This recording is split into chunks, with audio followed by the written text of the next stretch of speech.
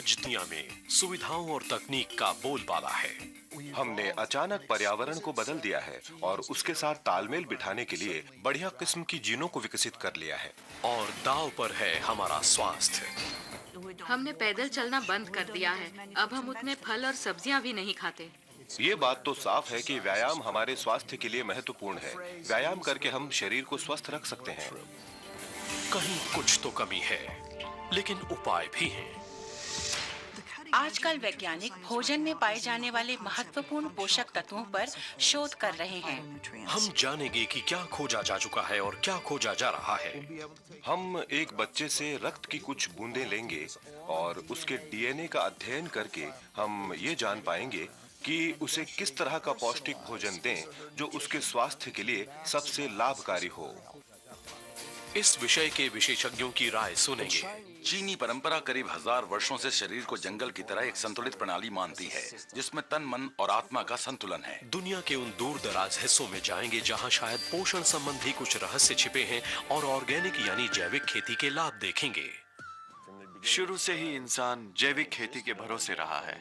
अतिरिक्त पोषण दिए जाने के फायदों को समझेंगे। हार्वर्ड विश्वविद्यालय के शोधकर्ताओं का मानना है कि मल्टीविटामिन हमारे स्वास्थ्य के लिए अच्छे हैं।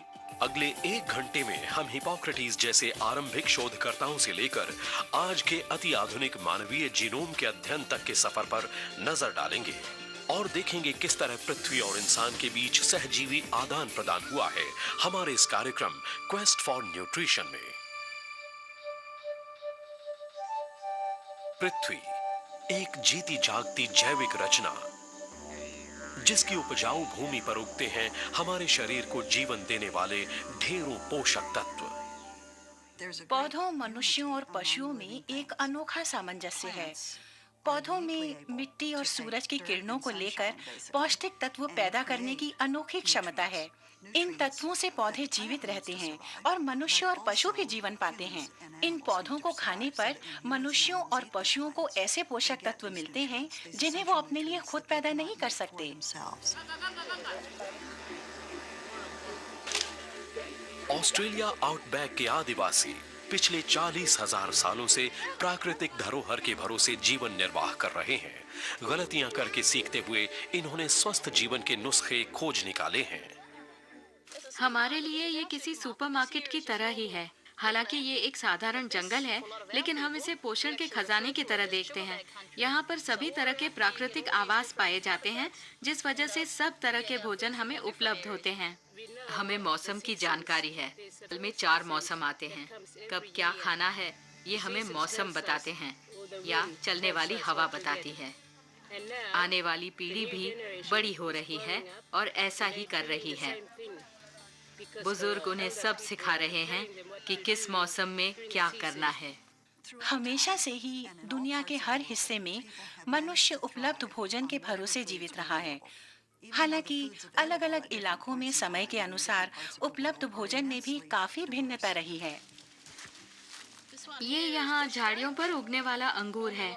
आमतौर पर हम इन्हें इसी तरह तोड़ कर खाते हैं। इनका ये रंग अच्छा है ना? हमारे आदिवासी भाइयों को पोषण का ज्ञान बहुत कम है, लेकिन इन हजारों वर्षों के दौरान उन्होंने जान लिया है कि उन्हें क्या खाना है, क्या नहीं। और जब इंसान ने एक जगह बसकर भोजन पकाना शुरू किया, तब उसने जड़ों का प्रयोग शुरू किया। लेकिन तब तक इंसान हरी पत्तेदार सब्जियां खाना अच्छी तरह सीख चुका था। इस तरह उसके भोजन में एंटीऑक्सीडेंट, विटामिनों और खनिजों की कोई कमी नहीं थी और मांस मछली से प्रोटीन मिल जाता। दुख की बात यह है कि आधुनिक युग की छाया इन आदिवासी जनसंख्याओं पर पड़ने लगी है। रहन सहन आधुनिक होने के साथ साथ खान पान भी पश्चिमी हो रहा है। आज ऑस्ट्रेलिया में आदिवासी शहरों में रहने लगे हैं और उनके भोजन में भी पोषण की कमी है। इस कमी के असर देखे जा सकते हैं। डॉक्टर के पास जाकर मैंने कहा कि क्या आप मेरे खून की जांच कर सकते हैं? एक नर्स ने मेरे खून की जांच की और बताया कि मुझे मधुमेह है। तो आज का खाद्य उद्योग हमें कुपोषित बनाने में काफी हद तक सफल हो रहा है। और दुर्भाग्य की बात यह है कि इन आदिवासियों ने भी अपने समाज में घुसपैठ करने वाले पश्चिमी भोजन को अपनाना शुरू कर दिया है और पोषण की कमी के दुष्प्रभाव इनके स्वास्थ्य पर नजर आने लगे हैं। आज जाकर विज्ञान ने ये समझना शुरू किया है कि प्रकृति से मिलने वाले आहार का भरपूर लाभ कैसे उठाया जाए। हालांकि यहाँ तक पहुँचते पहुँचते कई हजार साल लग गए, तब कहीं जाकर ये रहस्य घने जंगलों से निकलकर विज्ञान के हाथ आए हैं।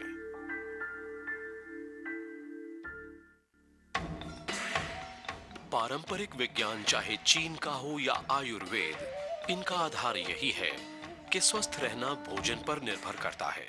चीनी मान्यता है कि भोजन पर्याप्त मात्रा में करना चाहिए ताकि हमारे शरीर में पोषक तत्वों का संतुलन बना रहे।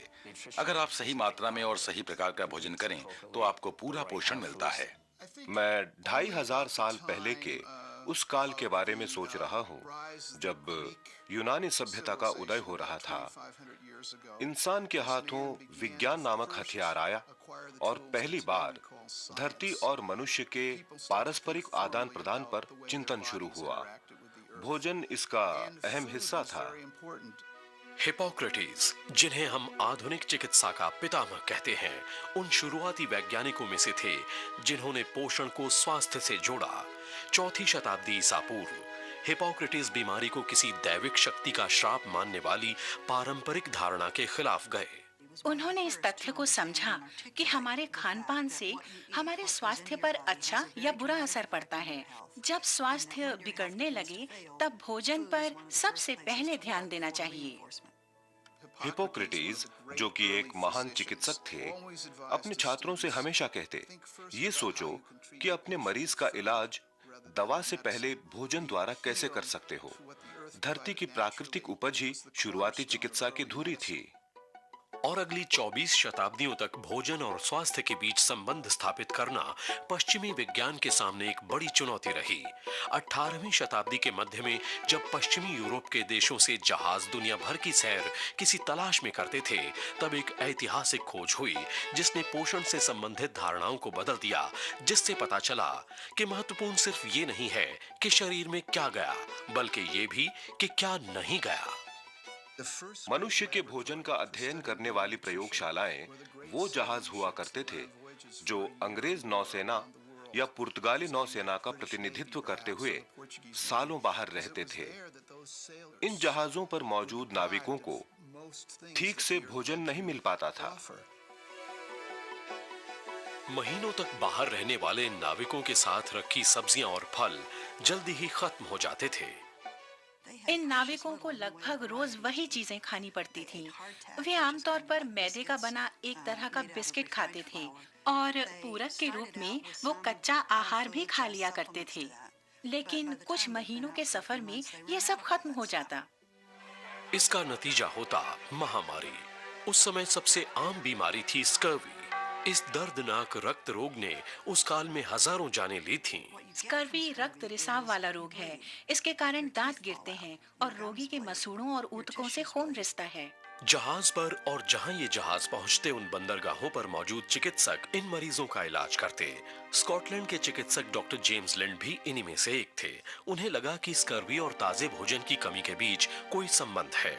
उन्होंने नाविकों से कुछ फल खाने को कहा। जिन मरीजों ने रोज 2 संतरे और 1 नींबू का सेवन किया, उनका रक्त रिसाव और बालों का गिरना बंद हो गया। आज हम इस बीमारी को स्कर्वी कहते हैं। इसके सभी लक्षण उन फलों के सेवन से गायब हो गए थे और आज 200 साल बाद हम समझ पाए हैं कि ये विटामिन सी की कमी का नतीजा था। स्कर्वी के इलाज में नींबू प्रयोग में लाए गए और डॉक्टर लिंड की इस खोज के बाद ब्रिटेन की संसद ने सभी नाविकों को रोज नींबू पानी पीने का आदेश दिया और तब से अंग्रेज नाविक लाइमीज कहलाते हैं। और जल्द ही शोधकर्ताओं ने भोजन के दूसरे घटकों की तरफ ध्यान दिया।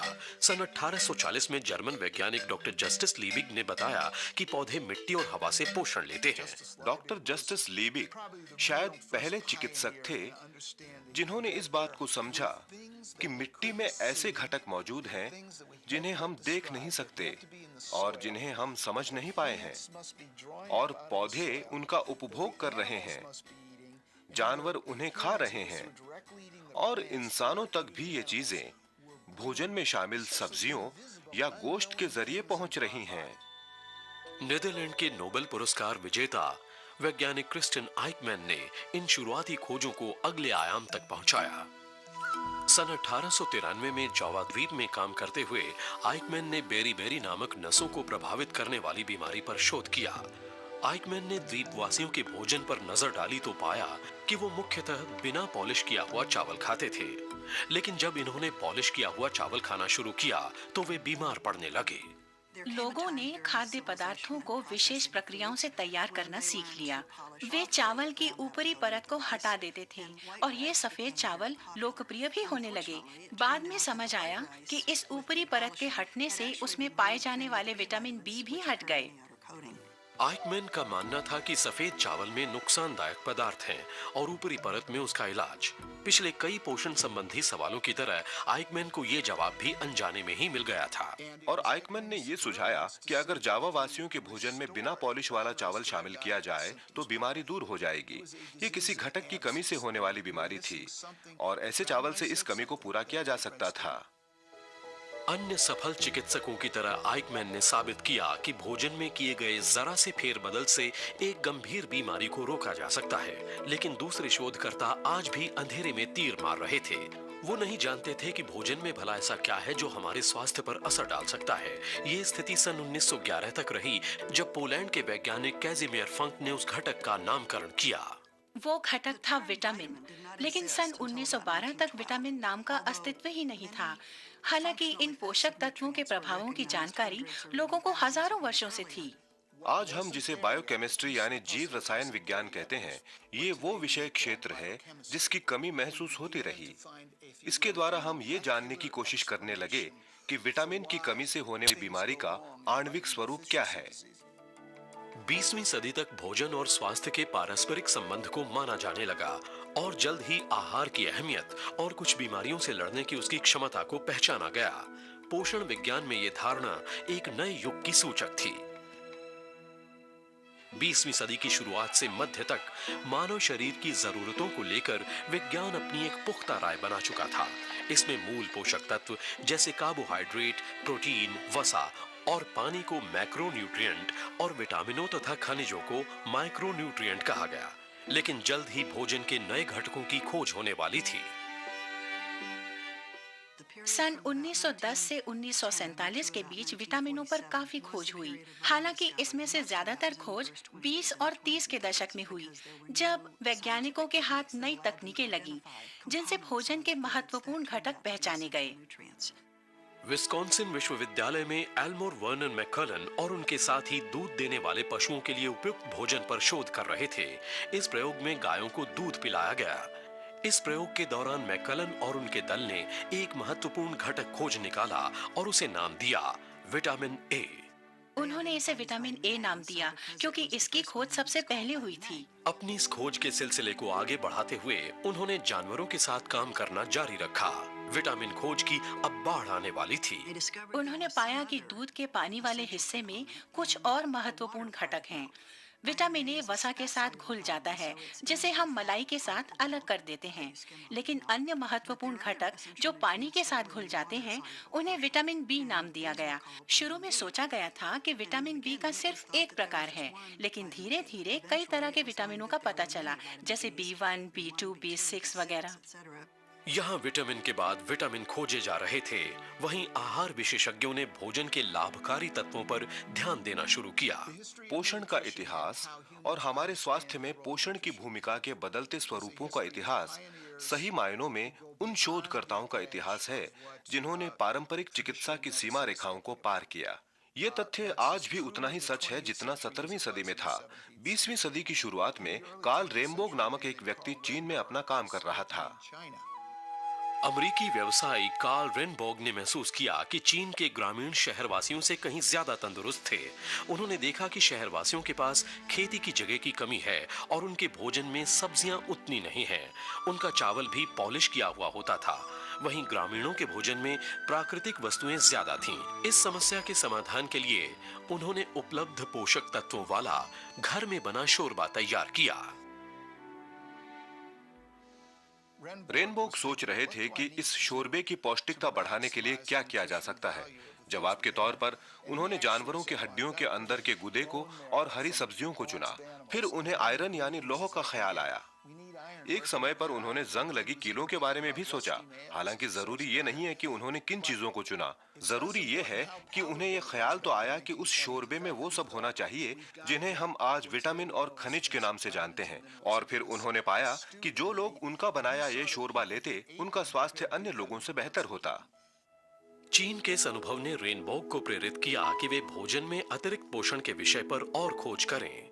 रेनबोग वापस अमेरिका लौटकर पोषण सुधार की खोज के लंबे सफर पर निकल पड़े। और सफर के हर पड़ाव पर उन्हें यह एहसास होने लगा कि धरती में सारे जवाब छिपे हैं। ऑर्गेनिक यानी जैविक खेती की तरफ हमारा ध्यान खींचने वाले शुरुआती लोगों में रेनबोग शामिल हैं। सभ्यताएं हमेशा से धरती के साथ एक सामंजस्य में रही हैं। बाहर जाते समय मैं सयाम फल तोड़ लेती हूँ और उसी वक्त उसका एक हिस्सा वापस जमीन में गाड़ देती हूँ। हम कभी भी पूरी जड़ नहीं तोड़ते, एक हिस्सा तोड़कर बाकी का हिस्सा वापस गाड़ देते हैं। आप शायद ही कभी किसी आदिवासी को जमीन से कुछ निकालकर गड्ढा खुला छोड़ता देखेंगे। ये इसलिए जरूरी है ताकि दूसरी चीजों की बढ़त पर फर्क ना पड़े। प्रकृति में तालमेल बनाकर रखने की अनोखी क्षमता है। वो हर बार अपने आप को संतुलित कर लेती है। हर प्राकृतिक प्रणाली पौधों को उपभोग के बाद धरती पर ही छोड़ देती है ताकि उसके पोषक तत्वों का पुनः इस्तेमाल हो सके। मिट्टी में मौजूद सूक्ष्म जीव लगातार पोषक तत्व छोड़ते रहते हैं। वो इन पोषक तत्वों का विघटन करके उन्हें पौधों तक पहुंचा देते हैं। कार्ल रेनबोग जानते थे कि पौधे मिट्टी की अच्छाइयां और बुराइयां दोनों ग्रहण करते हैं। इसलिए कीटाणुओं से रक्षा के लिए उन्होंने कीटनाशक नहीं बल्कि अन्य प्राकृतिक उपाय किए। जैविक खेती में कीट की समस्या से छुटकारा पाने के लिए हम लाभदायक कीटों की मदद ले सकते हैं। जैसे ये लेडीबग नामक कीट, ये खेत में जाकर अपना भोजन तलाशेंगे। इन्हें एफिड बहुत पसंद है, जबकि एफिड हमें नुकसान पहुंचाते हैं। तो जब हम इन्हें खेत में छोड़ेंगे, ये पूरे खेत में फैलकर वहां अपना घर बसाएंगे और प्रजनन द्वारा उनकी संख्या बढ़ती चली जाएगी और वो उन कीटों को खाते रहेंगे जो पौधों को नुकसान पहुंचाते हैं। ये कीट ही उनका भोजन है। रेनबोग और अन्य वैज्ञानिक जैविक खेती द्वारा उगाए गए पौधों पर प्रयोग करने लगे। उन्होंने अपना ज्यादातर ध्यान अल्फाल्फा पर केंद्रित किया। कटाई के बाद रेनबोग ने पौधों को सुखाया और उनके पोषक संघटकों का अध्ययन शुरू किया और इस अध्ययन में बिल्कुल नए कंपाउंड यानी यौगिक सामने आए। रेनबोग ने इन्हें सहयोगी आहार घटक नाम दिया। मेरे पिताजी ने चिकित्सा क्षेत्र के शोधकर्ताओं को पौधों के इन सहयोगी घटकों के बारे में बताया। उनकी बात पर हंसते हुए शोधकर्ताओं ने कहा कि इन घटकों की पोषण की नजर से कोई अहमियत नहीं है। पौधों के लिए ये महत्वपूर्ण हो सकते हैं, लेकिन इंसानों के लिए तो कतई नहीं। रेनबोग ने एक सिरे को दूसरे सिरे से जोड़ने का काम किया। एक सिरे पर थी कमियों से होने वाली बीमारियों की जानकारी और दूसरे सिरे पर थी खेती की जानकारी। उन्होंने इन सिरों को जोड़कर आधुनिक स्वस्थ पोषण ज्ञान की संरचना की। अगले 20 सालों तक रेनबोग के प्रयोग चलते रहे। वो विभिन्न पौधों से पानी और रेशे हटाकर उन्हें सुखाते और उनकी टैबलेट बना लेते। रेनबोग ने विटामिन और मिनरल के साथ साथ उत्तरी अमेरिका के पहले पौधों से उत्पन्न मल्टीविटामिन और मल्टी मिनरल आहार पूरक विकसित किए। उनकी कोशिश थी कि इन सबको एक उत्पाद में शामिल किया जाए। ये कोई जादुई पोषक तत्व या खनिज नहीं था, बल्कि सभी तत्वों को एक खास अनुपात में मिलाकर तैयार किया गया आहार था। रेनबोग के अलावा डॉक्टर रॉजर विलियम्स भी मनुष्यों के आहार का अध्ययन कर रहे थे। विलियम्स का मानना था कि कई अपरिचित यौगिक भी आहार के लिए महत्वपूर्ण होते हैं। उन्होंने इन विटामिन नुमा पदार्थों को नाम दिया न्यूट्रीलाइट, जो एक सीमित मात्रा में पोषण में अपना योगदान देते हैं। हालांकि विलियम्स और रेनबोग के सिद्धांतों को स्वीकार करने में दुनिया को कई साल लग गए। सन 1960 में 7 विभिन्न देशों के आहारों का अध्ययन किया गया ताकि इंसान के स्वास्थ्य पर होने वाले उनके असर को समझा जा सके। इस अध्ययन में एक आहार सबसे बढ़िया माना गया। मैंने इस अध्ययन में पाया कि क्रीट द्वीप वासियों को सबसे कम दिल की बीमारियां हो रही हैं। इनकी औसत उम्र सबसे ज्यादा थी और कैंसर की दर भी सबसे कम थी। तब मैंने ग्रीस के पारंपरिक भोजन पर गौर करने का फैसला किया। ग्रीसवासी लगभग 4000 सालों से समुद्री और जमीनी दोनों प्रकार का भोजन करते आ रहे थे। तब मुझे लगा कि शायद इनका भोजन वैसा ही था जिसे खाकर हम सब विकसित हुए हैं, क्योंकि मुझे मालूम था कि वो लोग जंगली पौधे काफी खाते हैं। डॉक्टर आर्टेमिस सिमोपिलस ने इस अध्ययन के नतीजों को भोजन के एक और आवश्यक घटक फैटी एसिड पर किए अपने एक अन्य अध्ययन से मिलाया। फैटी एसिड ऐसे संदेशवाहक हैं जो कोशिकाओं को सामान्य उपापचय की सलाह देते हैं। इन आवश्यक फैटी एसिड के 2 प्रकार होते हैं और इन्हें आवश्यक इसलिए कहा जाता है क्योंकि हमारा शरीर इन्हें पैदा नहीं करता, ये हमें आहार द्वारा ही प्राप्त होते हैं। इनके 2 प्रकार हैं, ओमेगा 6 और ओमेगा 3। इन्हें ये नाम इनकी रासायनिक बनावट की वजह से मिले हैं। विकास की प्रक्रिया में इन दोनों प्रकारों का संतुलन बना रहता है। आज के पश्चिमी भोजन में ओमेगा 6 हमें मक्का, सूरजमुखी और बिनौले से तैयार वनस्पति तेल में और ओमेगा 3 हमें ताजे पानी की मछलियों में मिलता है। स्वास्थ्य के लिए इनमें संतुलन रखना होगा। ग्रीस में इसका बेहतरीन अनुपात है, लगभग 2:1 के बराबर, और जापान में क्योंकि वो मछली बहुत खाते हैं, ये अनुपात 4:1 है। जापान की एक खासियत और है, ओकिनावा द्वीप पर दुनिया के किसी भी क्षेत्र से कहीं ज्यादा 100 से ज्यादा उम्र वाले लोग पाए जाते हैं। ओकिनावा वासियों के औसत भोजन में फल, सब्जियों और साबुत अनाज के 7 हिस्से होते हैं और हफ्ते में 3 बार मछली होती है। और इसके साथ ये हर रोज 6 कप ग्रीन टी यानी जड़ी बूटी वाली चाय पीते हैं और इसका नतीजा है स्वस्थ हृदय और कैंसर की सबसे कम दर। 70 के दशक तक पोषण विज्ञान को दुनिया में मान्यता मिल चुकी थी और अमेरिका में सरकार ने हरी पत्तियों और पौधों पर आधारित भोजन को बढ़ावा देने के कई प्रयास किए थे। सन 1976 में छपी report diet and the killer diseases से पता चला कि अपने भोजन में सुधार लाने से कैंसर, हृदय रोग और ऑस्टियोपोरोसिस जैसी अन्य जानलेवा बीमारियों का खतरा कम किया जा सकता है। अनुमान है कि 35% घातक बीमारियों की मुख्य वजह है हमारी आहार संबंधी आदतें, धूम्रपान, व्यायाम की कमी और कुपोषित भोजन। पोषण के विषय में की गई खोज के लिए शुरुआती शोधकर्ताओं को वैज्ञानिक स्वीकृति मिल चुकी थी, लेकिन ये कोशिशें जारी रहीं। आज सन 2004 में भी हम पृथ्वी से पोषक तत्व ले रहे हैं और जहां पोषण की तलाश में हमारी कोशिशें जारी हैं, वहीं विज्ञान ने साबित किया है कि स्वस्थ जीवन के लिए उत्तम पोषण हमें प्रकृति ही प्रदान कर सकती है। पोषण से संबंधित एक दिलचस्प तथ्य ये भी है कि दुनिया के हर कोने में बसने वाले लोगों को उनके अलग अलग आहार होने के बावजूद पर्याप्त पोषण मिल जाता है। एक आदिवासी समाज मुख्य रूप से कच्चा आहार ग्रहण करता है और वो भी स्वस्थ है। ये पोषक तत्व पौधों को जीवन और बढ़ने का मौका देते हैं। जानवरों में भी ये पोषक तत्व होते हैं और उनके विकास में योगदान देते हैं। उनका गोश्त खाने पर ये तत्व मनुष्य तक भी पहुंच जाते हैं। ये परस्पर लेन देन हजारों सालों से इसी तरह चला आ रहा है। पोषण विज्ञान आज हमें बताता है कि प्राकृतिक आहार किस तरह हमारे स्वास्थ्य को बरकरार रखने में योगदान देता है। इस ज्ञान का आधार विटामिन है, जो पोषण की धुरी की तरह हैं। विटामिन शरीर के अलग अलग हिस्सों में अलग अलग काम करते हैं। इनके बिना शरीर का सुचारू रूप से चल पाना मुश्किल होगा। ये बिन पहियों की गाड़ी चलाने जैसा होगा जो आगे बढ़ ही नहीं पाएगी। विटामिन शरीर की जैव रासायनिक प्रक्रियाओं को सुचारू रूप से काम करने में मदद करते हैं। परिभाषा के आधार पर विटामिन एक ऐसी चीज है जिसे हम पैदा नहीं कर सकते। विटामिन पेट में वहां पहुंचते हैं जहां एसिड द्वारा भोजन को तोड़कर टुकड़े किए जाते हैं। फिर आंतों में एक विस्तृत प्रक्रिया से भोजन को विभिन्न हिस्सों में विभाजित किया जाता है और फिर आंतों की दीवारें इसे सोख लेती हैं। इसके बाद रक्त धारा विशेष प्रोटीनों, विटामिनों और खनिजों को कोशिकाओं तक पहुंचा देती है। आज 21वीं सदी के इस मोड़ पर आधुनिक समाज का पूरा दमखम तकनीक पर आधारित है। हमारी अर्थव्यवस्था मशीनों पर टिकी है, कंप्यूटर संपर्क का साधन है और मोटर गाड़ियां हमें एक स्थान से दूसरे स्थान तक पहुंचाती हैं। लेकिन ये प्रगति हमारे स्वास्थ्य पर बुरा असर भी डाल रही है। आज हमारा हिलना डुलना बंद हो चुका है। हम उतना पैदल नहीं चलते। हमने शरीर की हलचल कम कर दी है और अब हम मशीनी उपकरणों और मोटर गाड़ियों के हवाले हो चुके हैं। विकसित होने की इस लगातार चलती प्रक्रिया में मनुष्य प्रदूषण का सामना पहली बार कर रहा है। प्रदूषण का ये खतरा अभी कुछ 100 साल पुराना ही है, फिर भी उसकी ये चुनौती बढ़ती ही जाने वाली है। प्रदूषण, कीटनाशक और मानसिक दबाव जैसी आधुनिक पर्यावरण संबंधी चुनौतियां हमारे शरीर के हर ऊतक पर हमला करती हैं और साथ ही हमारे शरीर को फ्री रेडिकल कहलाने वाले नए दुश्मनों का भी सामना करना पड़ता है। हम ऐसे पर्यावरण में रहते हैं जिसका एक घटक है ऑक्सीजन।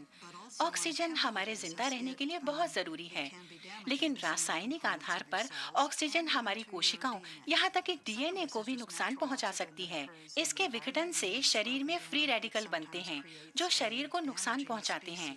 ये रेडिकल शरीर के दूसरे अणुओं पर हमला करते हैं, जिससे उनकी क्रियाएं प्रभावित हो जाती हैं।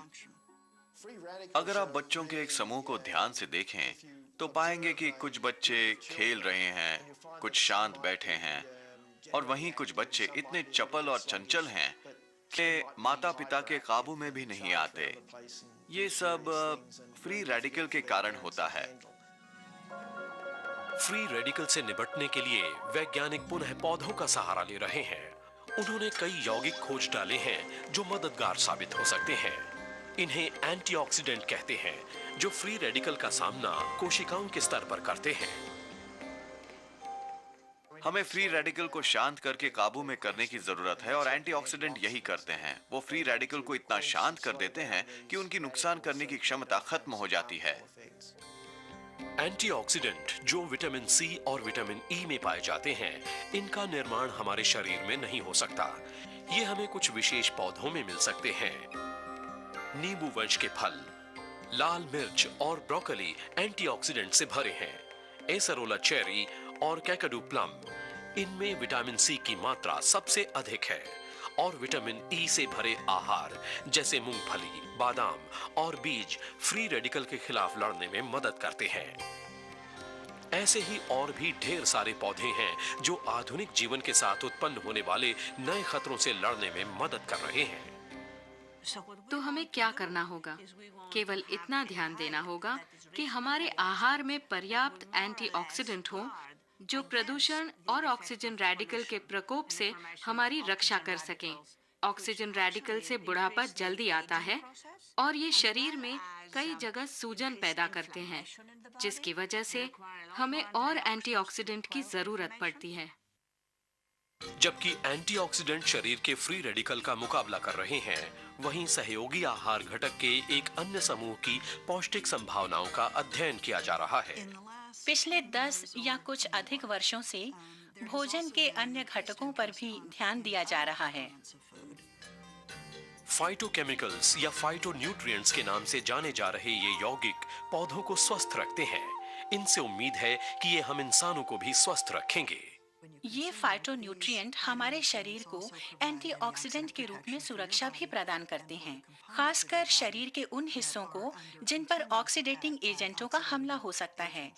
इन हिस्सों को सुरक्षा की सख्त जरूरत होती है। शुरुआती प्रयोग उत्साहजनक रहे हैं। उदाहरण के तौर पर पालक में मौजूद ल्यूटीन और टमाटर में मौजूद लाइकोपीन कुछ खास प्रकार के कैंसर से बचाव कर सकते हैं और हरी चाय में मौजूद कैटेचिन हृदय स्वस्थ रखता है। हालांकि शोध अभी शुरुआती दौर पर है, लेकिन वैज्ञानिकों ने पौधों में पाए जाने वाले हजारों फाइटोकेमिकल की पहचान कर ली है।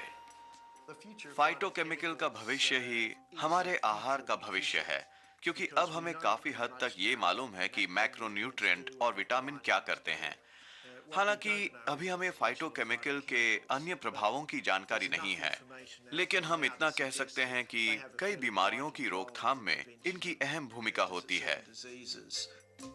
आज विश्व की अग्रणी स्वास्थ्य संस्थाएं दिन में 5 बार फल और सब्जियां खाने की सलाह देती हैं। और American institute on cancer research का कहना है कि आहार में फल और सब्जियों का होना कई प्रकार के कैंसर की संभावनाओं को कम करता है। आज फास्ट फूड के युग में आवश्यक पोषक तत्वों का भोजन में शामिल होना एक बड़ी चुनौती है। बाजार में मिलने वाला पका पकाया भोजन और पोषक तत्वों की कमी वाली मिट्टी में उगाए सब्जियां और फल, आप स्वास्थ्य के प्रति कितने भी सजग हों, लेकिन चुनाव तो इन्हीं में से करना है। रोज आने वाली नई नई चीजों का असर हमारे बच्चों पर देखा जा सकता है। हम नौजवानों में भी टाइप 2 मधुमेह देख रहे हैं और इसमें पोषण की कमी एक बड़ा कारण है। लेकिन जैसे जैसे लोग अपने भोजन और व्यायाम की जरूरत के प्रति सजग हो रहे हैं, पोषण विशेषज्ञ नए नए आहारों की इस भूख को पूरा करने में लगे हैं और इसी का नतीजा है कि अब एक पूरा उद्योग ही जरूरी पोषक तत्वों की आपूर्ति में लग गया है।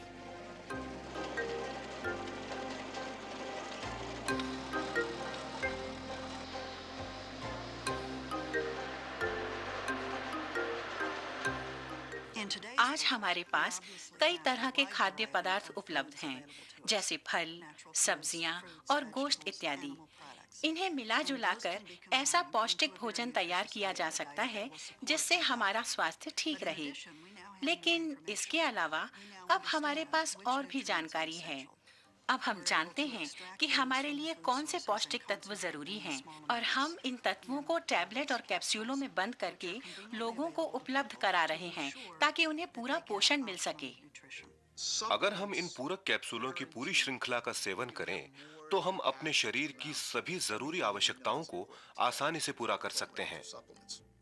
2000 सालों के पोषण संबंधी अनुभवों को मिलाकर गोलियों और कैप्सूलों के रूप में दुनिया के कोने कोने तक पहुंचाया जा रहा है। विटामिन और खनिजों की अतिरिक्त खुराक का बाजार सालाना 60 अरब डॉलर से भी ज्यादा है। ऐसा माना जाता है कि जो लोग अपने आहार में परिवर्तन लाते हैं या फिर सही मात्रा में चुनिंदा पौष्टिक तत्वों के टैबलेट लेते हैं, वो हृदय रोग, ऑस्टियोपोरोसिस और कैंसर के खतरे को काफी हद तक कम कर सकते हैं। पोषण की पूर्ति करने वाले तत्वों की संरचना अलग अलग होती है। कृत्रिम पोषक तत्व किसी खास विटामिन के होते हैं, जबकि प्राकृतिक पोषक तत्वों में विटामिन, खनिज और फाइटोन्यूट्रिएंट सभी का मिश्रण होता है। ये दोनों प्रकार अभी कैप्सूल और गोलियों के रूप में मिलते हैं, लेकिन इन्हें बदलने की कोशिशें जारी हैं।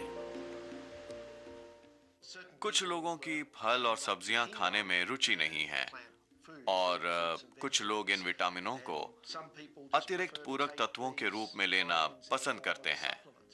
शायद सेब खाने से डॉक्टर के पास जाने की जरूरत ना पड़े, लेकिन खास बात यह है कि ये पौष्टिक आहार और उपयुक्त रूप से लिए जा रहे अतिरिक्त पूरक पोषक तत्वों का प्रतीक है।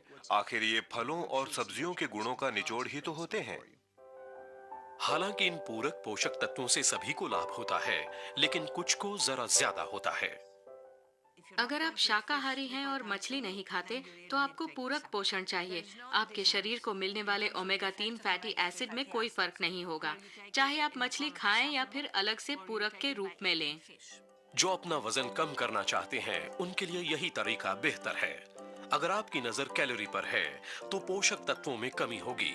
पूरक पोषक तत्व लेकर डाइटिंग करते हुए भी विटामिन और खनिज का स्तर बरकरार रखा जा सकता है। अगर आप ज्यादा खाएंगे तो शरीर में कैलोरी की मात्रा भी बढ़ेगी और वजन भी बढ़ेगा। ऐसे में अतिरिक्त पूरक तत्व लिए जा सकते हैं जिनमें भोजन के लाभदायक गुण भरे होते हैं। इससे भोजन से मिलने वाली अतिरिक्त कैलोरी और उससे होने वाले मोटापे से बचा जा सकता है।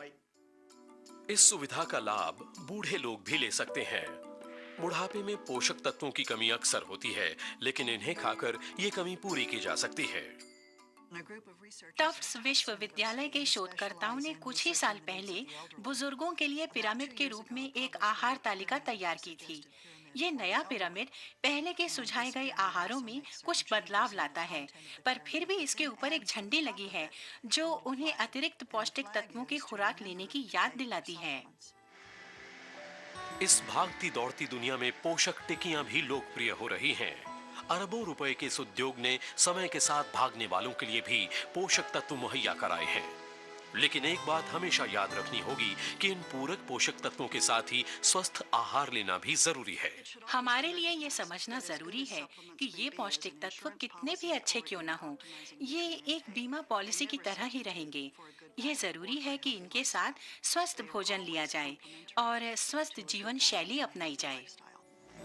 इन पूरक पोषक तत्वों का एक और लाभ इनका आसानी से मिलना है। ऑस्ट्रेलिया के आदिवासियों का पसंदीदा कैकाडू प्लम इसका आदर्श उदाहरण है कि कैसे दुनिया के कोने में पाया जाने वाला आहार अब दुनिया भर में उपलब्ध है।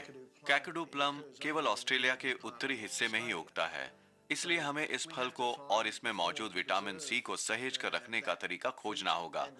इसे अतिरिक्त पूरक तत्वों में परिवर्तित करना सबसे कारगर तरीका होगा। पोषक तत्वों का बाजार दिन प्रतिदिन बढ़ रहा है। इस मांग को पूरा करने के लिए एक विस्तृत श्रृंखला पेश करने की चुनौती है।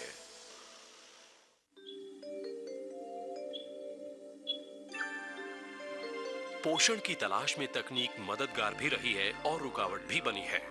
एक तरफ तो उसने भोजन के विभिन्न घटक और शरीर पर उनके असर को समझने में मदद की, तो दूसरी तरफ स्वस्थ जीवन से दूर ले जाने में भी तकनीक का ही हाथ रहा है। आज वैज्ञानिक अत्याधुनिक तकनीक की मदद से हमें प्रकृति के नजदीक लाने की कोशिश कर रहे हैं। वैज्ञानिक डेविड ब्रोमे और डॉन पुसेटेरी ऑस्ट्रेलिया में कैकाडू प्लम परीक्षण स्थल की ओर जा रहे हैं।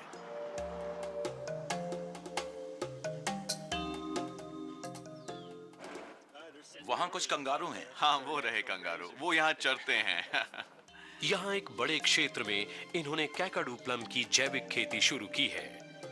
यहाँ विभिन्न आकार के हजारों कैकाडू प्लम के पेड़ हैं। इन्होंने 5 वर्षों तक इन पेड़ों की सेवा की है, इस उम्मीद में कि ये फल दुनिया भर में प्लम की मांग को पूरा करेंगे। इनका उद्देश्य इन फाइटोन्यूट्रिएंट से भरपूर प्लम को पूरक पोषक तत्व में परिवर्तित करना है। ये एक दिलचस्प मोड़ है, जबकि ऐसे फल जिनकी कभी कोई कद्र नहीं थी, अचानक आज पश्चिमी देशों को इनकी जरूरत महसूस हुई है। ये एक प्राचीन फल है जिसे किसी भी प्रकार से दूषित नहीं किया गया है और न ही इसकी खेती में कृत्रिम या रासायनिक खाद का इस्तेमाल हुआ है। तो आज यहाँ हजारों साल पुराना ये फल वैसा का वैसा ही उगाया जा रहा है और अब इसका एक पूरा बाग है। यहाँ के आदिवासी कैकाडू प्लम को सेहत के लिए बहुत फायदेमंद फल के रूप में देखते रहे हैं। बाद में मालूम पड़ा कि इसमें विटामिन सी का भंडार है और इसी वजह से ये फल सेहत के लिए बहुत अच्छा है। इसमें और भी कई तत्व हैं जिन्हें खोजने के प्रयास चल रहे हैं। वे जानना चाहते हैं कि यहाँ के आदिवासी जब भी अस्पताल किसी मरीज के पास जाते हैं तो इसे क्यों लेकर जाते हैं। इसमें कुछ तो जरूर है। इसे आमतौर पर बिलीगोट प्लम कहा जाता है, लेकिन आजकल इसे कैकाडू प्लम कहने लगे हैं। गर्मियों में या तो ये हमें नीचे गिरे हुए मिल जाते हैं या फिर हम इन्हें पेड़ से तोड़ लेते हैं। वैज्ञानिक यहाँ के आदिवासियों के साथ मिलकर स्वस्थ पेड़ चुन रहे हैं, जिन्हें जंगल से बाग में लाया जा सके और वहाँ का संतुलन भी ना बिगड़े। हम इस पेड़ की खेती करने की कोशिश कर रहे हैं। ऐसा पहले कभी हुआ नहीं है। अभी हम इनकी सर्वश्रेष्ठ किस्मों को चुन रहे हैं, उगाने के तरीके सीख रहे हैं। हम ऐसे पेड़ चुन रहे हैं जिन्हें अच्छी तरह उगाया जा सके और उनमें फल निकलें।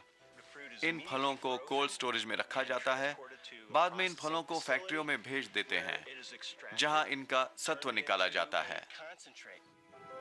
बाजार की मांग पूरी करने के लिए लाखों प्लम पैदा करने होंगे। हालांकि प्रकृति और पारंपरिक खेती के तरीके इतनी आपूर्ति नहीं होने देंगे, लेकिन सिडनी की प्रयोगशालाओं में वैज्ञानिकों ने इस पौधे का क्लोन तैयार करने का तरीका ढूंढ लिया है। क्लोन करने के पीछे सिर्फ एक वजह है, वो ये कि जंगल से चुने उसी उम्दा किस्म के पौधे को उगाया जा सके। जंगल से एक पौधा लेकर उसे नर्सरी में उगाने की कोशिश की जा रही है। इसके बाद टिश्यू कल्चर प्रक्रिया द्वारा कई पौधे तैयार किए जाएंगे, फिर उन्हें बाग में भेज दिया जाएगा। इस तरह हजारों पेड़ लगाए जा सकते हैं और लाखों प्लम पाए जा सकते हैं। हमारी कोशिश है कि कैकाडू प्लम के उम्दा किस्म के और ज्यादा पेड़ उस बाग के क्षेत्र में उगाए जा सकें। जैसे ही प्रयोगशाला के इन पौधों की जड़ें निकलेंगी, उन्हें वापस बाग में भेज दिया जाएगा। हमने एक चक्र पूरा कर लिया है। यह वाकई कमाल है। ये वो बिंदु है जहां विज्ञान और प्रकृति का मिलन होता है। हम जैसे विज्ञान और प्रकृति के बीच छलांगे लगा रहे हैं और ऐसा बार बार कर रहे हैं। और शायद कुछ ही वर्षों में हम टिश्यू कल्चर से जन्मे इन पेड़ों के फल देख रहे होंगे और इस फल में विटामिन सी की मात्रा खूब होगी। हाँ बिल्कुल। और दुनिया के साथ हम इन्हें बांटना चाहेंगे। इस तरह के खास पौधों और जड़ी बूटियों को दुनिया भर में बांटने की कोशिशें कई जगह चल रही हैं। साइबेरिया में रोडियोला रोजेआ को सदियों से स्फूर्ति देने और भूख दबाने के लिए उपयोग किया जाता रहा है। कॉन्गो गणराज्य में उगती है एफ्रेमोमम स्टिपुलेटम। अदरक परिवार की इस बूटी का इस्तेमाल पुरुषों में प्रजनन क्षमता बढ़ाने के लिए किया जाता रहा है। चीन में कुकुरमुत्तों का अध्ययन प्रतिरक्षण क्षमता बढ़ाने की दवा के रूप में किया जा रहा है। शैवाल बड़े पैमाने पर उगाए जा रहे हैं ताकि बीटा कैरोटीन जैसे महत्वपूर्ण कैरोटीनॉइड प्राप्त हो सकें। इनके अलावा हजारों ऐसे पौधे हैं जिनके फायदे खोजे जाने बाकी हैं। हम दुनिया में पाए जाने वाले कुल पौधों का 0.1% हिस्सा ही खाते हैं। जाहिर है इस क्षेत्र में अभी बहुत कुछ खोजा जाना बाकी है। जबकि वैज्ञानिक नए पौधों की तलाश में दुनिया की खाक छान रहे हैं, वहीं पोषण विज्ञान का भविष्य व्यक्तिपरक होगा। जैसा कि चीन के चिकित्सक सदियों से मानते आए हैं कि हर मनुष्य अपने आप में दूसरों से एकदम अलग है, इसलिए उसका इलाज भी एकदम अलग होना चाहिए। हालांकि हम पूरी तरह समझ नहीं पाए हैं, लेकिन हर मनुष्य भिन्न है और मानव शरीर की पौष्टिक जरूरतें भी उस व्यक्ति की जीनों के मुताबिक दूसरों से जरा भिन्न होंगी। उन पर पर्यावरण और खान पान का भी असर होगा। इस बात की पुष्टि 2500 साल पहले हो चुकी है।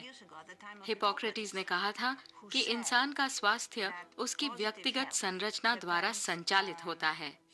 इसे ही तो हम अनुवांशिकी कहते हैं। मनुष्य की व्यक्तिगत पोषण आवश्यकताओं का समर्थन जीनोम के अध्ययन द्वारा भी हुआ है।